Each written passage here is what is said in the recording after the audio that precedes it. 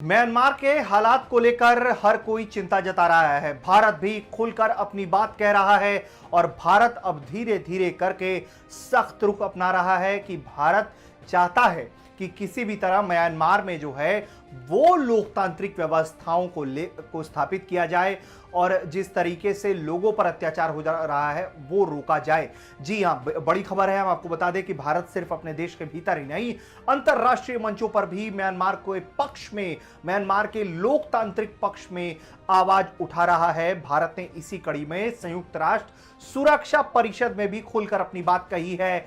क्या है वो पूरी बात, हम आपको वो ये जानकारी इस वीडियो में देने जा रहे हैं, तो देखते रहिए, हमारे साथ जुड़े रहिए इस वीडियो में के अंत तक। और सारी जानकारी हम आपको म्यांमार से जुड़ी हुई घटना को लेकर देंगे कि किस तरीके से भारत जो है वो पक्ष अपना रख रहा है म्यांमार को लेकर।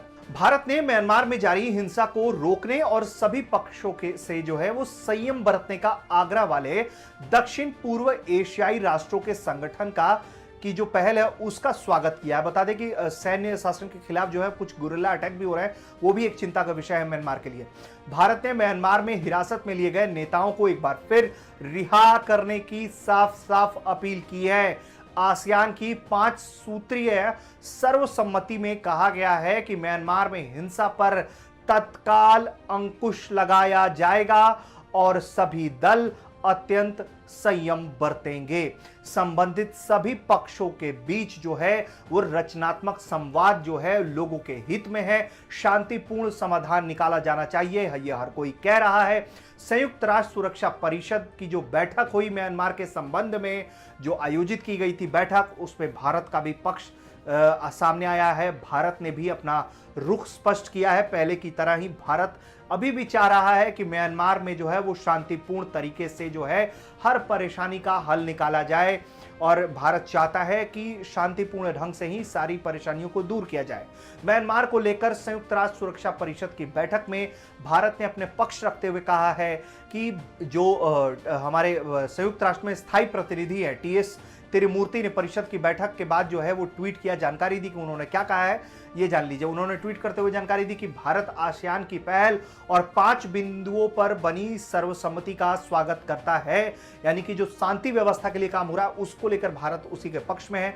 उन्होंने कहा है कि भारत आसियान प्रयासों को जो है वो मजबूत करने का काम करेगा और सुरक्षा परिषद और संयुक्त राष्ट्र को उसके प्रयासों का समर्थन करना चाहिए। उन्होंने ये भी कहा है कि भारत हिरासत में बंद नेताओं को रिहा करने और हिंसा समाप्त करने पर जोर देता रहेगा। यानी कि भारत का जो मांग है, भारत की जो सर्वप्रथम मांग है कि आप राजनीतिक बंदियों को मुक्त करिए, क्योंकि लगातार नई दिल्ली जो है इस बात को लेकर अपना रुख स्पष्ट किए हुए अपनी राय को वो साफ कर रहा है कि राजनीतिक बंदियों को आप रिहा करिए। इस तरीके से चीजें सही नहीं चल सकती हैं। म्यांमार की सेना ने 1 फरवरी को जो है आंग सान सुकी के नेतृत्व वाली निर्वाचित सरकार को जो है वो बर्खास्त करवा दिया और उस पर कब्जा कर लिया, देश में आपातकाल घोषित किया।